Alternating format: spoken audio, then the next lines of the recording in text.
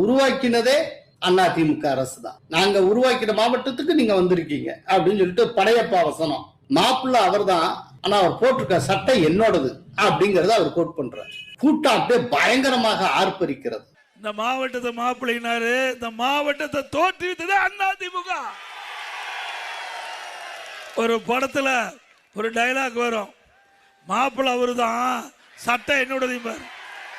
மாப்பிள்ள அவர் தான், சட்டை என்னோடது. அது மாதிரி திரு ஸ்டாலின் அவர்களே, என்ன செஞ்சேன்னு நீங்க கேட்குறீங்கல்ல, நீங்க உங்க மாமனார் வீட்டுக்கு வந்தீங்கல்ல, தங்குனீங்கல்ல, இந்த மாவட்டத்தை தோற்றுவித்தது அதிமுக அரசாங்கம்.